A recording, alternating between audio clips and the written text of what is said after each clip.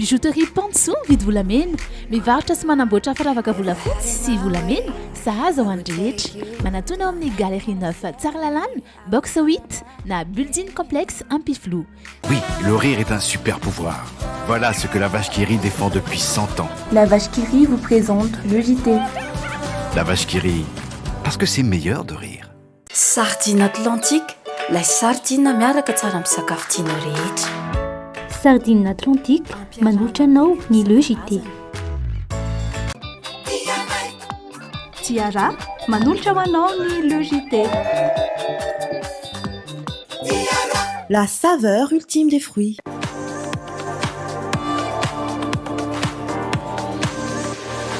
Luxor, le plaisir du confort. Iaino tanteraka ny lalao naiza amin'ny fotoana rehetra miaraka amin'ny betplanet.ng. Bet Planète manolotra anao ny le JT. Mobilier Design vous présente le JT. Mobilier Design, la qualité, la réalité. Tropical Zalae, les abuntukan, manchan Madagascar. Tropical, tsara Gascar. Savonnerie tropicale manolotra anao ny le JT. Tsy miambroapolo taona ny ara-dalana sy ny kojakozanany moteranao samy solobe horirika ilay fantadaza amin'ny kojakoja-piarakodia koreana sy japonais ary européenne. Tranombarotra Shamsoul manolotra anao ny le JT. Easy, votre yaourt brassé préféré, maintenant disponible aux saveurs pommes, fruits tropicaux et fruits de la passion. Manolotra ho anao ny le JT. Plus de force, plus de masse, 2 fois moins de cheveux sur la brosse. Faites le plein de force. Nouveau Elsa Full Resist de L'Oréal Paris. Nous le valons bien. Mogul, c'est trop bon. Mogul vous présente le JT. Kubai, Beutke, Metwanjit. Kubai, dimanzato ariary ny fonosana. Arofo ny tenanao, arofo koa ny hafa. Kubaen manolotra ho anao ny le JT. Les dernières actualités avec le JT et la carte Visa Mvoul. La carte Visa Mvoul, une carte internationale, sans engagement, sans compte bancaire. Le monde entier accepte Mvoul.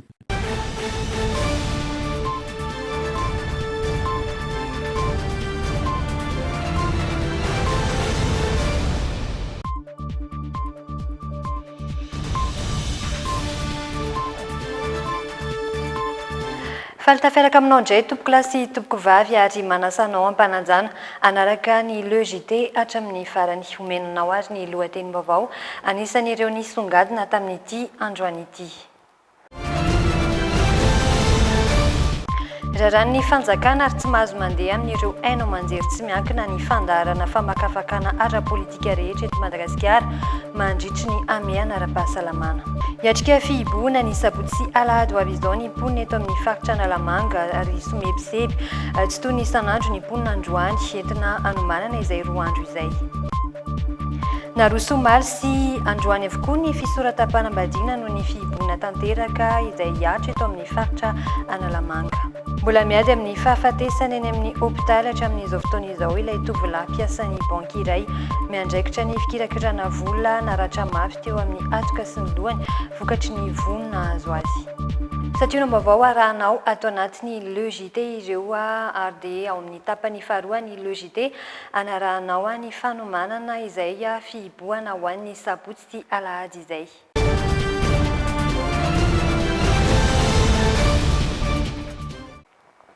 Raran'ny fanjakana ary tsy mahazo mandeha amin'ireo haino aman-jery tsy miankina ny fandaharana famakafakana ara-politika rehetra eto Madagasikara mandritry ny amiana ara-pahasalamana aizary ny fahalalahana maneho hevitra tsy tany manandala ny demokrasia angamo i Madagasikara ary araoty ny fanjakana ave ny fahefana anatin'ny amiana andraisana fanapahan-kevitra miroso makany amin'ny jadona. Ireo ary no fantaniana manitikitika ny sain'ireo mpanao gazety izay tafaresaka tamin'ny fenoaja Arianna sy Dolphe Rakotoniaina tamin'ity androany ity. Nivoaka omaly ary tonga teny anivon'ny haino aman-jery voakasika tsirairay avy ity taratasy ity androany maraina. Dika mitovy amin'ny fanapahan-kevitra noraisin'ireo ministera tsirairay avy. Voamalika ao amin'ny andininy 7 sy 4 ny mahakasika ireo haino aman-jery. Milaza ny andininy 7 fa foana mandritra ny amiana ara-pahasalamana, ny fihetsiketsehana sy ireo fandaharana anonja-peo sy amin'ny fahitalavitra Ahina anakorotana ny filaminam-bahoaka eto amin'ny faritra Analamanga, any amin'ny faritra Azinanana, Sava, Boeny sy Sofia. Voatanisa ao amin'ny andalana faefatra kosa ireo karazana fandaharana famakafakana ara-politika tsy mahazo mandeha mandritra ny fahamiana ara-pahasalamana. Ny aokazava ao amin'ny onjapeo Viva, ny anao ny fitenenana ao amin'ny onjapeo Free FM, ny tambatra miara-manonja tena izy arandreo Aino Amanjery manohana ny fitondrana, ny miara-manonja andreo Aino Amanjery manohitra ny fitondrana, ny kapitandroka ao amin'ny onjapeo IBC, ny invité du jour ao amin'ny fahitalavitra Real TV, samedi amin'ny fahitalavitra RTA, ny tondresaka amin'ny TV+, ary ny fandaharana rivotra ao amin'ny onjapeo RDJ. Tany demokratika i Madagasikara, malalaka ny faniohan-kevitra kanefa mametra-panontaniana izao fandraharana ny fandaharana voalaza fa manohitoina ny filaminam-bahoaka izao. Aiza ny fahalalana maneho hevitra araka ity fanazavana Rakotomanantsoa Enikaza, talen'ny famoahana eo anivon'ny IBC, isan'ireo manana fandaharana voarara ny fandefasana azy. Ary fananeny asa fanaovan-gazety ary fiarovana ny tombontsoa iombonana ne no isan'ny antony ijorono ny mpanao gazety. Na inona mety ho foronan-kevitra na vaovaovoizina na ligne éditoriale araka ny filazantsika azy, tsy tokony ho adino izay hoe tombontsoa iombonana izay. Ka rehefa kenda ny asa fanaovan-gazety mety hitarika any amin'ny hoe fafehezana ny aretina ve zany ho an'ny fitondram-panjakana. So dia ilay famaritantsika ny atao hoe fanakorontanana firenena mihitsy no tsy mitovy. Satria raha ny famakafakana ara-politika be dia be ange, be dia be ane no azon'ny olona enony, ary be dia be ane ny fironan-kevitra samihafa. Ny mpanao gazety manao ny adevitra, ny mpanao gazety manao famakafakana ve no mpanakorotana, sa ilay famakafakana no manakorotana, sa kosa ilay fitantanana ny firenena no efa mikorotana, dia lasa manelingelina ny filazana n'ilay fikorotanana ao anatin'ilay fitantanana n'ilay firenena. Anjarantsika rehetra ny mamakafaka an'izany fa tsy isika rery no misy hoe mpanao gazety manao famakafakana ara-politika. Any Frantsa, any Brésil, naiza, any Birmanie, naiza. Midina an-dalambe mihitsy ny olona maneho hevitra manohatra ilay fitantanana ny coronavirus, mandonda tabatra mihitsy ny olona miady hevitra. Adiny 4 adiny 5 débat politika amin'ny fahitalavitra frantsay, amin'ny fahitalavitra amerikanina sy ny sisa. Voakihana mafy ny mpitondra, voakihana mafy ny mpanao politika, voakihana mafy ny mpanohatra. Fa tsy misy mihitsy no hoe manakorotana firenena zany satria fahalalahana, ady hevitra ary zon'ny olom-pirenena no mandray ny atsipriany araka izay maresy lahatra azy amin'ny famakafakana eniny. No zany dia oza hoe ny famaritana an'ilay hoe fanakorotanana ny filaminam-bahoaka mihitsy angamba no samy manana ny azy eto amin'ny firenena. Firenena tsara tantana no andrandray ny vahoaka malagasy ankehitriny, indrindra amin'izao fahamehana ara-pahasalamana izao. Manana fahefana ivona amin'ny lalàna ny fanjakana ao anatin'ny fahamehana na ny état d'urgence, saingy efa diso tafahoatra araka ny fanazavana nentin'ny Randidoni, mpanao gazety no tompona andraikitra eo anivon'ny filan-kevitra ambony ho an'ny fiarovana ny demokrasia sy ny tany tandalana. Fahafana miteny ny ady hevitra demokratika dia zo fototra any olombelona tsirairay ao anatin'ny zon'olombelona zany sy ao anatin'ny fanjakana tsara tantana. Ka dia mampieritreritra ihany zany ireny fanapahan-kevitra hoe marina fa eo ny fahamehana ara-pahasalamana fa be loatra ny zo ny tsakitsahana sy navenana tao ohatra ny lamba mipiasa tao anatin'ity zo tao anatin'ity hamehana ara-pahasalamana ity. Misy mihitsy ary ny teny ao anatin'ny hamehana ara-pahasalamana tsika izao. Tsy misy olona eritreritra demokrasia zany, tsy misy olona eritreritra tany-tandalana zany, tsy misy fotoana eritreretina zon'olombelona zany.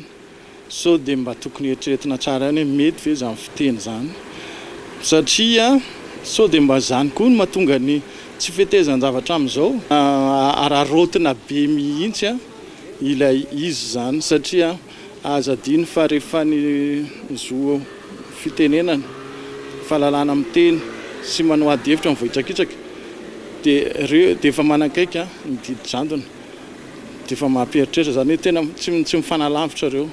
Any an-dafy any jerevantsika misy télé any, misy radio any, ny frantsay, ny anglisy, ny firenena mandroso fa tsy mbola mety miteny mihitsy zareo foany daholo ny fandarana misy ady hevitra, foano ny foninina sy ny sisa fa tsika malagasy zany asany hoe zay zany hoe atsika ne tany andalam-pandrosoana tsy mitovy amin'ny tany mandroso dia loha zany tsika hijanona amin'ny tany mahantra eto foana fa tsy misy mba modely zay tena hoe tsisy sotoavina arahana tsisy zo arahana tsisy modely arahana fa jana ho tany mahantra sy andalam-pandrosoana foana zany tsika amin'izay.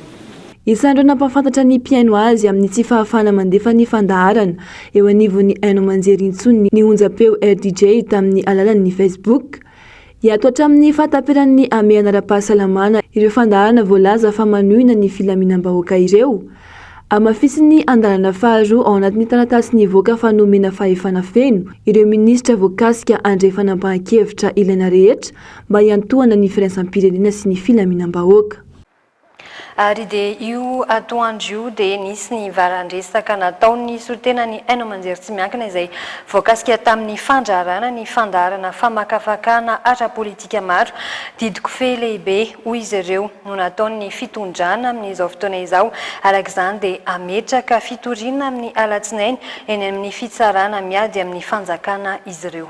Gagabe zany zay satria hoe tsy azo atao manao an'ilay fandaharana nefa amin'izao fotoana izao mihitsy no ilaina ny fanomezam-baovao ho an'ilay teratany malagasy mparetanrazana amintsika sy izay mipetraka eto amintsika zany hoe zao ny zava-misy zao ny tsara ho fantatry ny olona dia zay ny mahagaganay zany fa maninona amin'ilay vanim-potoana tena ilana an'ilay vaovao no foanana zany le zoomena lampanondrenana le droit miinformer an'ilay vahoaka zany ary ny zoan'ilay vahoaka azo vaovao koa mbola lalam-panondrenana any mametraka an'izay foanana koa zany zay. Dia ny asan'ny Aino Manjery amin'ny Aino Manjery anazy mihitsy koa zany no foanana hoe manome vaovao. Akoatr'izay dia misy olana le izy satria ny antony dia tadiditsika tsara tamin'ny 24 nisy ny ame anara-pahasalamana. Tamin'izany fotoana zany dia nanao réquisition ny fanjakana tsy nisy na Aino Manjery ray angamba nandaha ny réquisition zay nataon'ny fanjakana.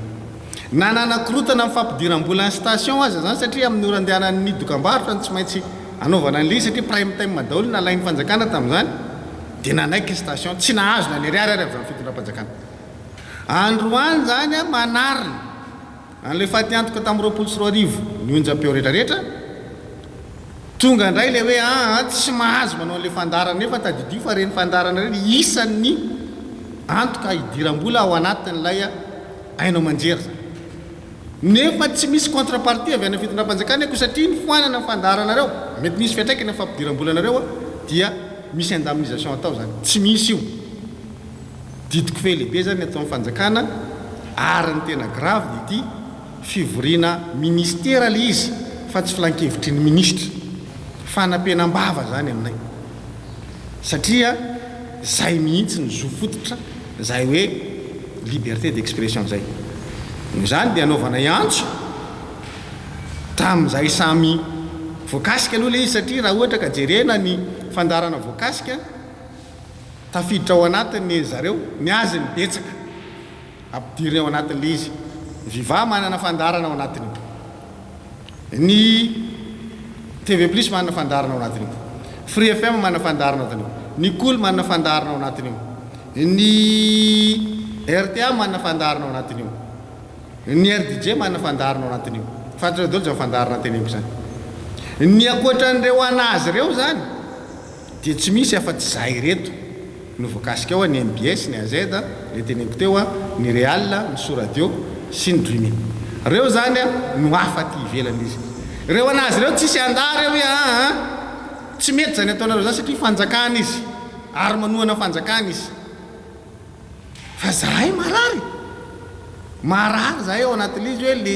antom-pisiny mihitsy zany no foananao ary ny olona manaraka an'io isanandro manaraka le fandarana ho an'izay mandeha isanandro ary zay le sady mampalahelo no mampiome ao anatin'izay satria tsy nieritreretana hoe fitondrana milaza fa demokratika no manao an'ilay izy dia ny fampiasana ny herim-panjakana hoentina manidy an'izay atao hoe faneho-kevitra samihafa zay tokony ho namana izahay Aino Manjery na inona ligne éditoriale misy sy hijoron'ilay hainao manjera ao anaty vanim-potoana hiatrehana fahavalo iombonana dia ny coronavirus ilay miana ara-pahasalamana fa naizanaiza raha zao tontolo zao afa-tsy any amin'ny tany ataontsika hoe ahitana an'ireo le hoe tena hoe tsy démocratika iresaka ve tsika Corée du Nord sa iresaka tsika firenena hafa any angano ahitana an'izany hoe ny olana fahasalamana fanapahan-kevitra raisana fanakian-dana ny asa fanaovan-gazety everina fa tsy rariny zany ary tsy mitombona tsy maintsy misy moa zany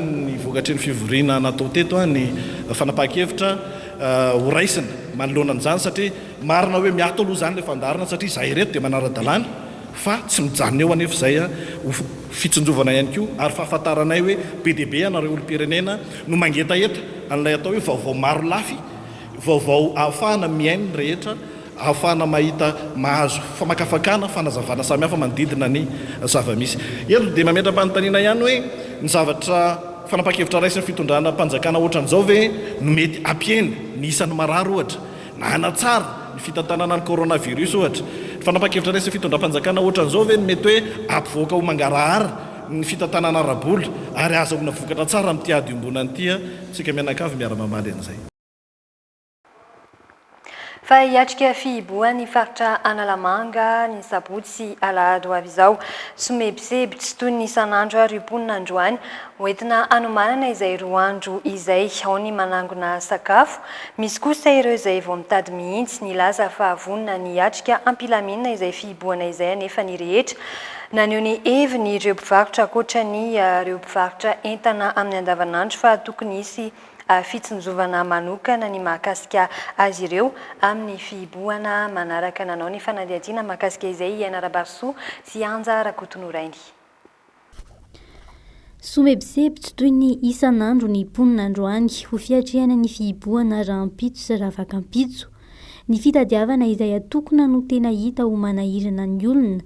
Maro ireo mbola vao mitady mihitsy, misy ihany koa anefa no afaka nanangona tamin'izay nisy teo am-pelantanana raha ny fanadihadiana nataonay androany.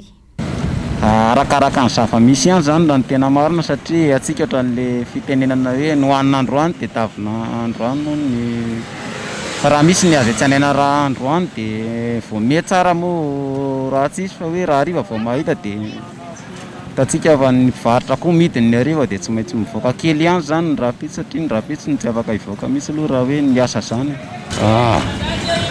Rapitso afaka hoe tena poko taminy mivoa dia va mety atsan'iny dia hoe amiray satria efa izay le izy tsy mivoaka ny trano ny sabotsy alahady dia manokana fotoana hoe tsy maintsy metsena zany dia zay mividividy zay ho ampy an'ilay sabotsy alahady fotsiny angambany tsy dia misy fiomanana be vidy sakafo hoan'ny rapitso ny sabotsy ny alahady fotsiny. Naneho fitaranana ihany koa manoloana izany ireo mpivarotra sasany ankoatry ny PPN. Isan'izany ireo mpivarotra charcuterie manaiky ny fihiboana izy ireo saingy mangataka ny varotana ihany ny tapakandro maraina ahafahany mandany entana ao anatin'ny fanarahana ireo fepetra ara-pahasalamana. Fa eo amin'le ohatranay zao mivarotra ara-sakafo laoka charcuterie dia mba tokony zany hoe mba arak'le barème mapetraka zany hoe olona ray mahazo mivarotra olona ray ihany koa no afaka metsena dia tokony mba satria ilaina ihany ohatrany hoe mpivarotra tongolo sy voatabia zao dia ilain'ny olona koa ny anana ny voankazo amin'ny andavanandro dia tokony zany mba hoe misy fanamboarana zany mba ao anatin'ny ohatrany hoe natapakandro fotsiny raha mivarotra zany. Milaza ny andray fepetra manokana sy entitra ihany koa nefa manoloana izany ny eny anivy ny commune ho an'ireo izay mikasa tsy hanaraka ireo fepetra fihiboana voalaza. Ho an'ny ankizy te hilalao baolina ohatra dia efa mampitandrina zahay fa tsy azo ekena ny fitangorongoronana na hoe ny fanaovana karatra eny rehetrarehetra eny zay resaka hoe fitangoronana rehetra zany ka apiteraka ny fifindrany aretina dia tsy azo ekena fa ny mpitandron'ny filaminana ny polisy nasionaly ny gendarmerie nasionaly ny polisy communaly eto amin'ny commune Lasora sy ireo agent de terrain rehetra ato anatin'ny commune Lasora dia hidina eny Akianja Rapitso ampanaja ny fepetra ara-pahasalamana izay ao ampiarina izay. Ho tanterina amintsika ato anatin'ny fampahalalam-baovao rahampitso ny akon'izany. fa ny andro ny sabotsy sy alahady no hery ny fitadiavam-bola hoy ireo mpitatitra amin'ny taxi be eto Andrenivohitra. Miditra ao anatin'ny fihiboana tanteraka nefi Analamanga ao anatin'ireo roa andro ireo. Voaniditra tao anatin'ny ameana mihitsy dia tsy zarizary ny fitadiavam-bola ho an'ireo taxi be sasany. Maro ireo tompona fiara no ny ala andaharana taorian'ny fihiboana no ny antony arabola. Fenoaja Arianna sy Dolpha Rakotoniaina no nanao izay fanadiadiana izay. Tsy afa manoatra amin'ny manoloana ny fanapahan-kevitry ny fitondram-panjakana ireo mpitatitra ny ela ny fidiram-bola vao ny atomboka ny amiana ara-pahasalamana. Tsy toy ny mahazatra izany indrindra amin'izao fanampiana ny andro tsy asana izao indray. Isan'ny atao hoe herin'ny asa ny fiasana ao anatin'ny faran'ny herinandro satria ao anatin'ny faran'ny herinandro ny olona matetika voatena mandeha mivoaka manatateraka ny adidina isan-karazany na famonjena ny fitoeram-pivavahana zany na ny famangina ny salama na ny famangina ny havana ny saina. Nisy tombony tamin'ny fivoaran'ny asa kosa nefa ny fanalana ny sezavolamena tsy mijanona ela amin'ny toeram-piantsonana iray ny fiara. Ny ena kosa nefa nisan'ny fiara ny asa ho an'ireo kooperativa asansasany teto Andrenivohitra vao afaka ny fihiboana voalohany. Nidiran-trosa ireo tompon'ny fiara ka tsy afaka niverina ny asa. Hitasorotra ihany ankehitriny ny fahasairanan'ireo mpitatitra na dia tsy miato tanteraka aza ny asa. Tsy miasa ny fiara fitaterana rehetra ankoatra ny taksi ny sabotsy sy alahady araka ny toromarika ny filoham-pirenena ny alahady lasa teo. Itoy amin'ny faran'ny herinandro avy izany. Fanaroso omaly sy androany avokoa ny fisoratam-panambadiana noho ny fihiboana tanteraka izay hiatra eto amin'ny faritra Analamanga ny sabotsy ny alahady ho avy izao. Maro tamin'ireo mpanambady arak'izany no nampiembotra na nampianto mihitsy ny lanonam-panambadiana. Ankoatra azy ireo dia misedra fahasahiranana sy fatiantoka goavana ihany koa ny mpikarakara ny fety aman-danonana raha nambaran'izy ireo manoloana io fihiboana tanteraka manomboka rahampitso io ary mifarana amin'ny alahady ho avy izao. Iaina Rabary Sosianja Rakotonorainy no mitatitra ny andindiny izay. Omaly sy androany no tanterana ny fisoratam-panambadian'ireo nikasa anao izany rahampitso ny teny amin'ny komina Alasora manokana mpivady 10 omaly ary 9 ny androany no nanao izany fisoratam-panambadiana tokony ho ataon'izy ireo rahampitso izany. Noferana ho 12 ihany koa no afaka manatrika azy ireo ary entitra ny ben'ny tanàna amin'ny fanarahana ireo fepetra-sakana. Tsy izay mpanatrika rehetra te hanatrika le mariazy no afaka miditra fa voafetra 12 ihany no olona afaka manatrika ny mariazy izay atao miaraka amin'ny maire zany na ny adjoint maire izay manatanteraka izany. Dia nalamina arak'izay zany le izy mba hanaraka ny fepetra izay napetraky ny fanjakana amin'izao maire ara-pahasalamana izao. Andriamana Anjanahary Manitra Robin ekenareo atakatra Andrianjafy manatsoa lalaiko tiatsoa ho vadinao ho tia azy ianao anaja azy ary papy aminy ampiananao rehetra. Voatery tsy maintsy nanamitra ny lanona ihany koa ireo mpanambady noho ny fihiboana tanteraka isaky ny sabotsy sy alahady. Niteraka fikorontanana maro teo amin'ny fikarakarana rehetra izany ho an'ny Manitra sy lalaiko izay nandroso ny fisoratam-panambadiana androany. Hiezaka iaina amin'ny zava-misy aina nefa izy ireo na dia mbola tsy fantatra indray aza izay anatanterahana ny mariazy. Tena be dia be aloha ny diso fanantenana tamin'izy fa tsy ny tany amin'ny espace moa zany dia efa najanona iny. Fa nisafidina mivady hoe tsy maintsy natao ihany le fisoratana. Dia natao nety fa ahembotra vaninandro manaraka efa milefilefy le valana retina dia verina manasa ireo. Manisy aloha miverina manasa ireo fianakaviana rehetra izay nasaina zany zay. Ka manay mivady zao miala eto zay dia andeha aka sary fotsiny hanao selfie selfie sy ny fakana sary eny rehetra eny zany programanay dia efa nanomana kely ihany zay somaro fitsangantsanganana kely pique-nique kely miaraka miverana koa sy ny zay any anatin'ny antialana fotsiny dia maka sary zay kamany dia avy eo mody zay amin'ny tolakandro amin'ny 2-3 iny. Fatiantoka lehibe ho an'ny mpikarakara lanonana ihany koa io fihiboana sabotsy sy alahady io raha ny nambaran'izy ireo. Maro ireo fiomanana efa vita nefa voatery tsy maintsy najanona. Andanin'izany anefa mbola misy ity vao efa ihany koa ny fatiantoka nandritra ny fihiboana tamin'ny taondasa. Voalohany indrindra aloha fatiantoka azonay exemple zao rahampitso sabotsy efa tokony misy mariage izay 250 personnes efa ela be ny contrat vita dia moa zava-misy moa zany dia efa janona indray le izy.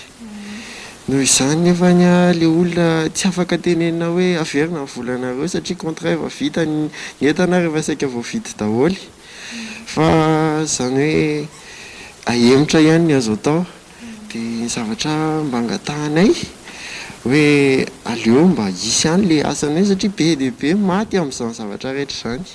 Tamin'ny herintaona ary mbola tsy voaefa akory ny vokatra ny confinement tamin'ny herintaona dia izany nefa miverina sady indray le izy.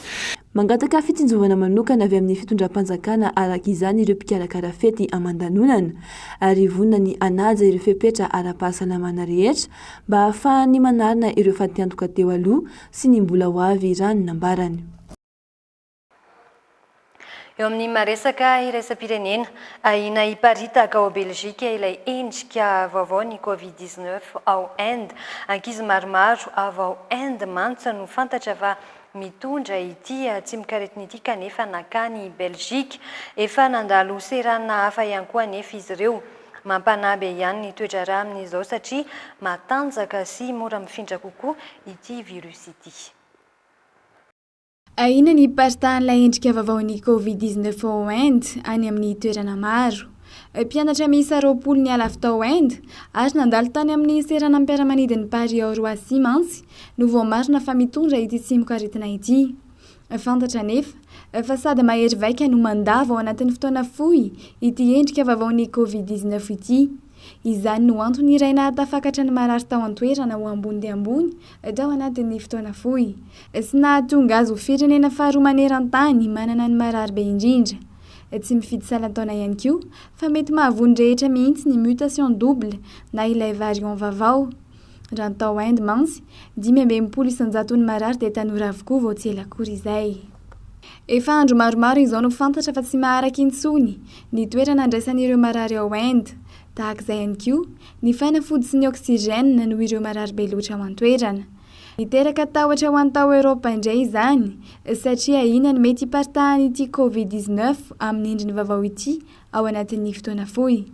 No izahana naparitaka tao anaty haino aman-jery maro samihafa any ivelany moa izao vaovao izao mba ahafahany rehetra miaro ny tenany sy manamafy kokoa ny fitandremana tokony atao rehetra. Eo amin'ny trangam-piarahamonina kosa indray mbola miady amin'ny fahafatesana eny amin'ny hôpitaly amin'izao fotoana izao ilay tovolahy mpiasan'ny banky iray miandraikitra ny fikirakirana ny vola. Naratra mafy teo amin'ny atoka sy ny lohany vokatry ny vonina azo azy izy. Nahatsikaritra fanodikotonam-bola mitetina 20 tapitrisa ariary tao amin'ny banky ny asany tovolahy io. Voapirofo ary tahotriny ny fanadiadiana sy ny fitsiriana nataony fa ny mpiara-miasa taminy ihany no tompon'antoka tamin'ny fanodikotonana izay vola izay ny kiasany amono azy mangingina moa io mpiara-miasa amin'io saingy tafatsoka ho arahantsika atao anatin'ity fanadiadiana manaraka ity. Nahitana dianantsy ary feno ratra tahaka izao teo amin'ny lohan'ity mpiasan'ny banky iray ity saika no tapahandoizy raha ny fitantarany andro vitsy izay. Mpiasan'ny banky iray miandraikitra ny fikirakirana vola izy. Tamin'ny tapaky ny volana aprily nahatsikaritra fanodikodonam-bola 20 tapitrisa ariary tao amin'ny banky niasany io tovolahy io. No ampangain'ny banky izy anefa no naka ny vola raha araka ny fanazavany. Nitady pirofo izy ary hita fa nandritry ny fitsiriana nataony raha ny nambarany fa ny mpiara-miasa amin'ny ihany no tompon'andraikitra voalohany tamin'ny fanodikodinana ny vola 20 tapitrisa ariary tao amin'ny banky. Nandritry ny amiana ara-pahasalamana tsy nalay ny fiara-ny fiasany io tovolahy io fa niaraka tamin'io mpiara-miasany io. Nisy olona hafa tao aoriana izay nambaran'ilay tovolahy fa ivelan'ny fiasana. Napiditra olona iray hafa tao amin'ny fiarany teo Antaninarenina io mpiara-miasa amin'io izay voalaza ny fahadadatoany. Araka ny fitantaran'ilay mpikirakira ny volan'ny banky hatrany. Nandeha tany Andohalo izy ireo ary niara-ny vony sy herisetra avy hatrany araka ny fitarainany. Avy eo nakany Ambotrimanjaka. Nokasaina ho tapahan-doha izy saingy nisy nahita ary tafatsoka raha ny fijoroam-bavolombelona. Tafapiritsaka kosa ilay mpiara-miasa aminy sy ilay lehilahy ambara ho dadatoany. Nentin'ny olona avy hatrany teny amin'ny hôpitaly izy no niratra nahazo azy omaly niatrika fandidiana saingy voalaza fa miady amin'ny fahafatesana hatramin'izao fotoana izao. Mandeha ny fanadiadiana mahakasika ny raharaha. Ity kosa no tranga famonoana mpiasan'ny banky voalohany tao anatin'ny 3 volana. Famosona ny tontolon'ny asa fanaovan-gazety ny ndao sy ny fahafatesana omaly i Rasolofery Alain Michel na paparazzi mpakasary tao amin'ny gazety Antsoratra la Gazette de la Grandille rehefa nitana andraikitra tale ny famoahana tao amin'io gazety io ihany koa. Mpanao gazety tao amin'ny TVM antsoina hoe Olga Rabe ny rainy ihany koa no efa nodimandry anisany nahafantarana azy ny fandarana banjina manjombona torak'izay ihany koa ny tontolon'ny zavakanto satria dia namony ainy i Rasolo Arston Martial Anatole Gilbert fantadaza amin'ny sehatry ny fampanjizana tao amin'ny orchestre Pape Sawaratsika ary ny fintiny izay vaovao izay. Namoy namana mpiara-miasa miisa roa teo amin'ny tontolon'ny asa fanaovan-gazety tao anatin'ny 2 andro teo izay. Ny ndao sy ny fahafatesana omaly i Rasolofery Alain Michel na paparazzi mpakasary tao amin'ny la Gazette de la Grandille izy ary efa nitana andraikitra tale ny famoahana tao amin'ny gazety io ihany koa. Anisan'ireo nanatevina ny ekipan'ny mpanao gazety tao amin'ny La Croix ihany koa i Rasolofery Alain Michel fony fahavelony. Mpikambana ao amin'ny crimady izay hitambaran'ireo mpanao gazety mpakasary. Ny tsy mikaretina Covid-19 no voalaza ho nalavo azy araka ny fanazavana. Anisany nodimandry ihany koa i Olga Rabe indrainy nahafantarana azy ny fandarana banjina sy miary tao amin'ny televiziona malagasy. Manjombona ihany koa ny tontolon'ny kanto ny ndao sy ny fahafatesany Rasolo Arston Martial Gilbert fantadaza amin'ny sehatry ny fampanjizana tao amin'ny orchestre Paps nanafana lanonana samihafa toy ny fanambadiana fony fahavelony izy. Ny fanesi tato ato ny fahalasana olona ambony sy olo-malaza izay voamarina fa lavo ny Covid-19.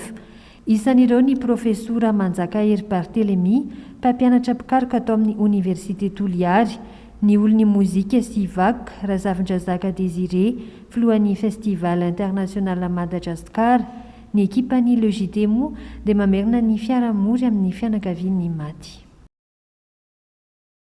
Vaovao mahakasika ny antotanisa ny Covid-19 eto Madagasikara ny fivoarana izay isa izay miisa 407 ireo olona voamarina fa mitondra ny tsy mikaretina Covid-19 tamin'ireo olona miisa 7,7 nanaovana fitiliana araka ny tatitra ofisialy nivoaka androany, miisa 7 kosa ireo lavo. Mitotalo 8,9 izany ireo lavo hatramin'ny siny ny valinaretina teto Madagasikara, miisa 4,7 kosa ireo sitrana soamantsara ary 7,3 ireo olona manana tranga ahitana fahasarotana. Fa afaka 5,10 andro dia ho tonga eto Madagasikara ireo vaksinina farana hanamafisana ny ady amin'ny valinaretina Covid-19 araka ny fanazavana. Tsy antera nefa ny fanaovana izany fa manatsafidy malalaka ny tsirairay amin'ny fampiasana io vaksiny io. Natao lara-pahamehana isitraka ireo vaksiny ireo voalohany ny olona miatrika mivantana amin'ny ady atao amin'ny Covid-19 sy ireo zokiolona dia hoarahantsika atao anatin'ity fanadihadiana natao ny rina fa ny Risosi Stéphane Rakotomalala ity ny andindinina izay vaovao izay. Ho tonga afaka 12 andro ny vaksinina faran'ny fitondram-panjakana hanamafisana ny ady atao amin'ny Covid-19 eto Madagasikara araka ny nambaran'ny ministry ny fahasalamam-bahoaka Jean-Louis Rakotomaly.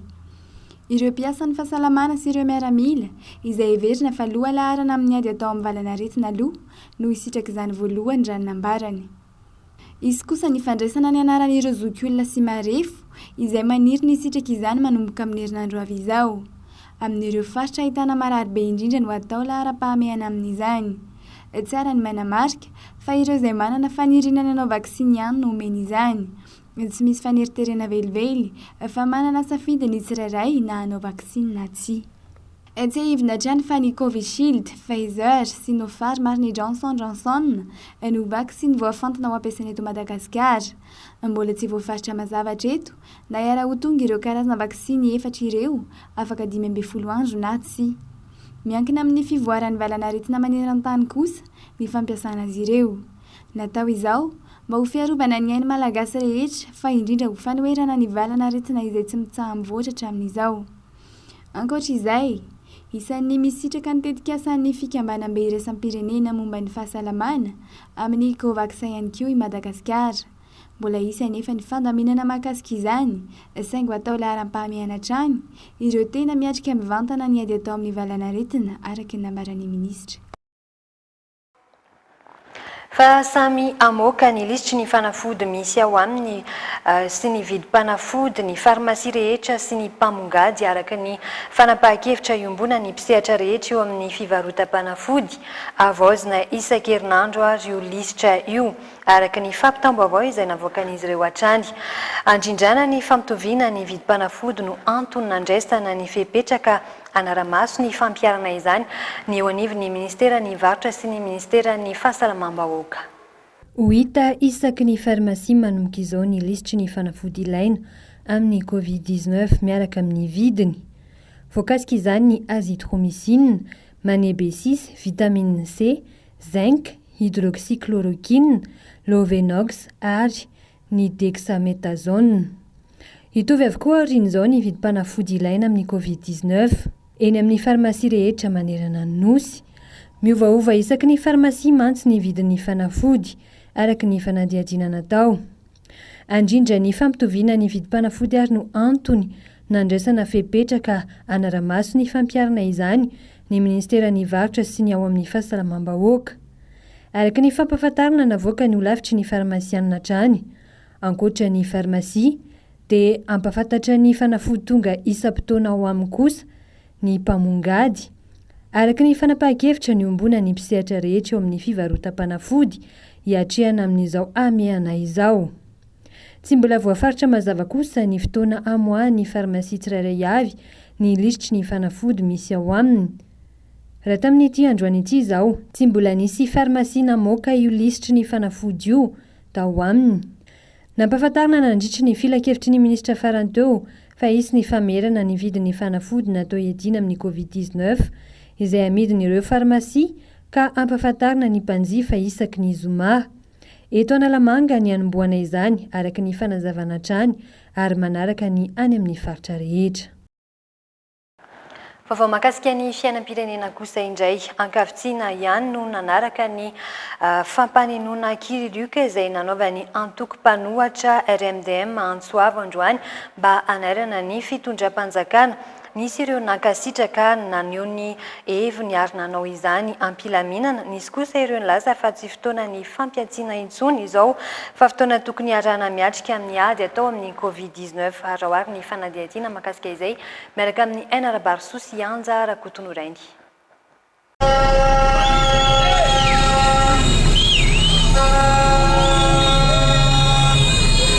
Isan'ny fanehoan-kevitra nambaran'ireo olona sendra ny fandraisam-peo ny logité mahakasika ny hetsika notariny RMDM androany ny hoe efa samy variana amin'ny fitadiavana sy ny ady amin'ny tsinikaretina coronavirus avokoa ny ankamaroan'ny olom-pirenena. Tsy mahataitra azy ireo intsony ny ady la politika hifanaovan'ireo antoko mpanohitra sy ny mpitondra fanjakana mbola misy amin'izao fotoana sarotra izao. Tsisy naneno teo fa resaka hoe tako plasy ny sisa hono ny ampanenony dia tsisy naneno androany tsisy. Sahany maneho izany zao mozika eo zany.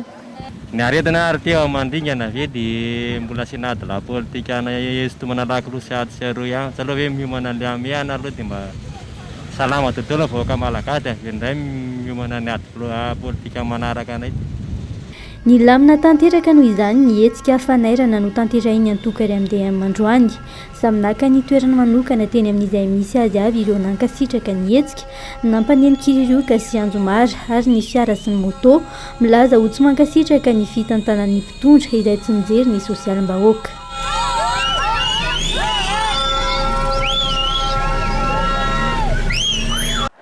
Fa ny hely tao anatin'ny tambazotra Facebook omaly fa mitety elakelan-trano sy mizara vola ireo mpanolotsaina avy amin'ny team sy ny combat mividy ny olona andray anjara amin'ny hetsika ataon'ireo mpanao fihetsiketsehana tamin'ity androany ity. Nandiso izany avy hatrany ary ny combat olona misy lokanarana ary olom-patatra ireo nampely vaovao ireo. Tsy any antoko maleo tena ny hetsika ary tsy manana fahefana manao izany ankoa izy ireo malalaka ny safidiny tsirairay. Misy fantatra hoe compte fake, tena hoe compte fake mihitsy le izy, fa misy ihany koa fantatra ary tena hoe ami anay ao anatin'ny Facebook olona tsy compte fake fa comptena olona tena compteny zany dia nresahana tamin'ny PARMP moa io aloha tsy mifanao ohatran'izay fa na dia tsy mitovy ary ny fre ara-politika dia aloha adihevitra milamina, adihevitra objectif sy adihevitra ara-politika no adihevitra ifanaovana zany na aty anaty tambajotry serasera azy na dia hoe tsy ao anatin'ny pomban'ny fitondrana izahay fa izahay kosa indray nefa dia manaraka rafitra. Izahay komba moa olona tsy manam-bola ka aiza moa anananay vola hoe andeha anentana olona tahaka izany Any Toamasina kosa indray nanatanteraka hetsika ho fitakiana ny andraisana azy ho mpiasam-panjakana ireo mpampianatra efa navita fiofanana ho Toamasina tamin'ity androany ity. Efa amam-bola maro izy ireo no tsy anasa araka ny fanazavany. Maro ny olana efa nosedranina natao anatin'ny fiofanana nataorian'izay. Tsy maintsy nitarika hetsika ary izy ireo androany mba anairana ny tompon'andraikitra. Mahatratra amin'ny 700 ireo mpampianatra efa navita fiofanana mitaiky ny andraisana azy ho mpiasam-panjakana manerana ny nosy. Ambolana maro izy ireo no niandry izany, saingy mbola tsy nahitam-baliny hatramin'izao. Efa maro ihany koa ny fampanantenana nomena azy ireo kanefa tsy misy tonga ny amin'izany. Nanatanteraka hetsika ho fitakiana ny valin'ny fandraisana azy ny tao Toamasina androany. Efa maro ny zavatra ny afinay tao indrindra fa ny fanaovanay fiofanana izay tsy nisy natambo-karama koa ka eto izay dia mba mangataka ny anampianganana ny famoahana ny contrat-nay. Fa ny antotena izay nandritry ny fanaovana formation ka tena zao izay manao antsoa aminareo fanjakana ambony. Omaly zao zahay efa nahazo fampanantenana hoe mivoaka sy ho ela fa hatramin'izao mbola tsisy hoe fotoana hoe na daty mipetraka hoe amin'izao fotoana izao no hivoaka izay fifanarahana izay. Fa hoe manomboka rapiso ny manomboka androany zany le guichet unique izay nampanantenana zareo. Kanefa tsy mivipetraka koa fa tamin'ny janvier 2021 ity dia efa nilaza zareo hoe efa tonga ny guichet unique nefa mandaka ankehitriny mbola tsy tonga fa efa ho fito volana izay ireo mpampianatra no niandry ny fandraisana azy ireo ho mpiasam-panjakana tsy mbola nisy voaray anefa na ray aza hatramin'izao. No mariana anefa fa efa tafiditra ao anatin'ny teti-bolam-panjakana ny fandraisana azy ireo ka tsy tokony hanano sarotra be intsony. Efa niandry kosa zay, niandry tao anatin'izay fa fito volana zay fa mbola aketo moa zany mbola tsy misy hoe mankeza na mankeza, mbola tsy misy mangirana mihitsy zany raha zay no azo ilazana azy ny fahafantaranay ny lalana makasika izay décision sy contrat zay. Tinay ny manamarika eto fa dia tsy tokony hiandry izay recrutement 8e vague na 9e vague zay mbola tsy fantatra zany zay fa satria efa ao agnatin'ny poste budgétaire zay alohan'ny agnatanterahana zao fiofanana zao ka magniry zahay mangataka aminareo zay hoe atao farak'izay haingana arak'izay azonareo atao re tokoka ny famohanan'izay décision sy contrat zay fa tena tsy mangitahita mafy zahay. Marina fa tsy ny ao an-Toamasina irery no manao ity fitakiana ity fa saika manerana ny nosy mihitsy. Nambaran'izy ireo kosa fa tsy misy ambadika politika mihitsy izao fangatahana izay iraisan'ny mpampianatra rehetra izao fa noho ny etaentan'izy ireo isehatra amin'ny asany ihany. Fa tsy mbola nivahatra amin'izao fotoana izao ny olan'ireo mpikojakoja lalana mitaky ny andoavana ny karaman'izy ireo. Mpandraharaha sy mpiasa madinika ny fofotra namerina amin'ny laoniny ireo lalam-pirenena hoy ny mpisolo vavan'ireo mpiasa ireo tamin'ity androany ity ka tokony andraindraikitra ny fanjakana amin'ny fandoavana izay karaman'izy ireo izay. Ny volana janoary no nanomboka ity fitakiana nataon'ireo orinasa sy mpiasa tsy nahazo vola avy amin'ny fanjakana ity ary dia tatery ny fenoaja Arianna sy Dolphe Rakotoniaina ato anatin'ity fanadihadiana ity ny andindiny izay. 5 volana angarangidy ny taorin'ny fahavitan'ny asa fanamboaran-dalana tsy mbola nandray ny karama ny maro anisa amin'ireo mpandraharahan'ny lalana. Efa maro ny dingana natao kanefa tsy misy ny vahaolana arosin'ny fanjakana mitody damosina azy ireo. nanomboka ny volana jaroary ny fitakina izao tsy misy miraharaha izao. Eto mpandraraha reto dia efa azo lazaina fa tena fao anatin'ny cas grave na hoe sous oxygène daholo reto a, satria dia na dia misy ary ny amiana ara-pahasalamana zao dia tsy masakana anay a hitaky ny volanay satria tsy ny valaretina ntsony ny atahorany reto afaty azy fa ny fandoavana ny volany. Maro be ireo fianakaviana maro mpiasa maro izay mbola tsy nandray ny valy karamany, izay manana fianakaviana amanaliny miandry ny fandoavana ny volany. Ka eto dia mamerina sy mitodika amin'ny Andriamatoa Prime Ministre izay tsy zoviana amin'ny resaka entrepreneuriat. Mafantatra tsara n'izany fijalian'ny mpiasa izany. Marefo ara-pivelomana ankehitriny ireo mpandraharaha sy mpiasa ny kojakoja ny lalam-pirenena. Misy mitory eny anivon'ny fitsarana ihany koa anefa izy ireo raha mpitsarana mahakasika ny fitaovana nampiasaina tamin'ny asa natao. Ny taky ary nangataka ny talao foana reto olona reto. Zany mangataka sy ny talao zany ke olona ny asa fa tsy hoe sanatry vava hoe olona hoe mandray vola isam-bolana. Raha tsy miasa ireo a, raha tsy manao zany tsy velona. Ka inona zany eritreretin'ilay fanjakana? Aleo ve vonoiny reto olona reto faty a, tahaka ny hoe rehefa makany amin'ny primature izy.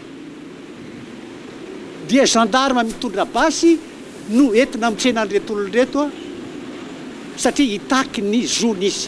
Zony fa ahoana? Makorela raha men'ilay fanjakana vola malagasy ake amin'izao fotoana izao hoe makorela mahazo vola. Fantatro samy miasa zany, miasa makorela mahazo vola. Miasa koa reto olona reto mba meo ny volany. Tsy misy ny mangarahara eto Madagasikara hoy ny mpisolo vava. Lazaina fa manankorotana sy manonga mpanjakana rehefa mitaky ny mangarahara ho iatrany ny fanazavany. Adidin'ny fanjakana nefa ny mandony ny volan'ireo mpandraharaha ireo satria asa mpanjakana no natao. Dia ny ankoa no hiampitatsika amin'ny meteo.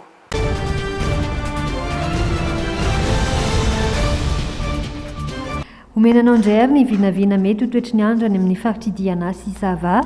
Andrahoana ny andro any amin'ny faritry Sava raha toa ka hibalika hifandimby ny rahona sy masoandro any amin'ny faritry Diana.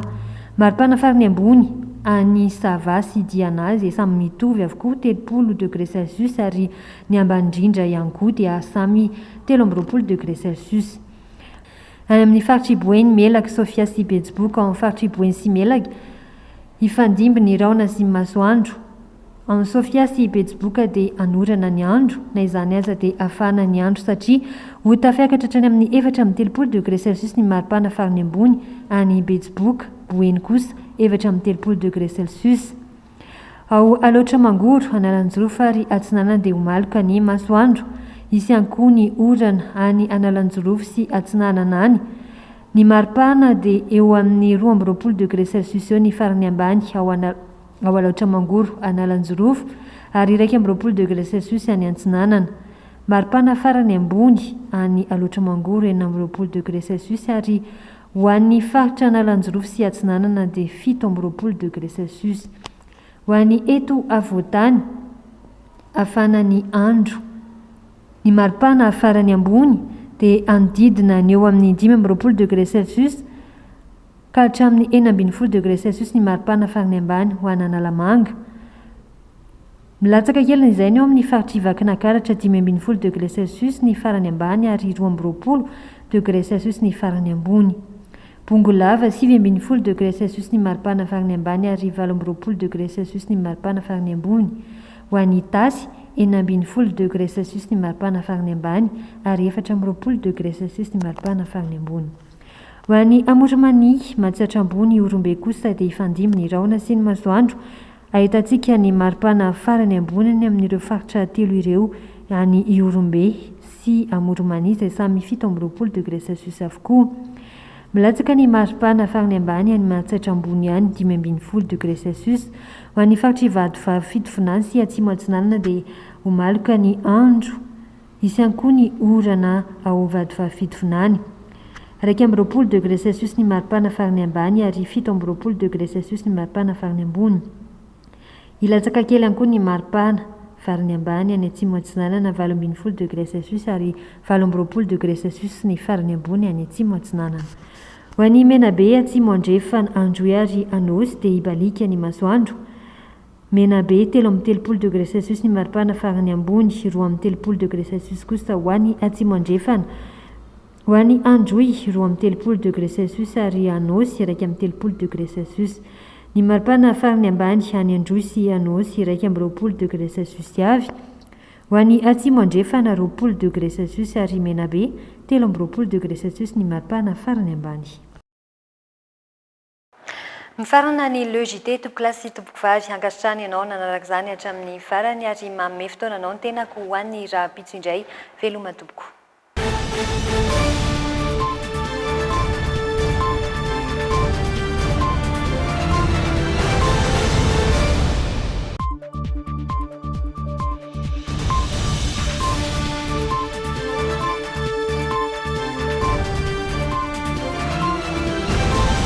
Les dernières actualités avec le JT et la carte Visa Mvoul. La carte Visa Mvoul, une carte internationale, sans engagement, sans compte bancaire. Le monde entier accepte Mvoul. Plus de force, plus de masse, 2 fois moins de cheveux sur la brosse. Faites le plein de force. Nouveau LCF Full Resist de L'Oréal Paris. Nous le valons bien. Mobilier Design vous a présenté le JT. Mobilier Design, la qualité, la réalité. Tiara, manolotra ho anao ny le JT. La saveur ultime des fruits. Bijouterie Panso vidy volamena. Mivarotra sy manamboatra firavaka volafotsy sy volamena. Sahaza ho an'ny rehetra. Manatona ao amin'ny Galerie 9 Tsaralalàna, box 8 na building complexe Ampiflou.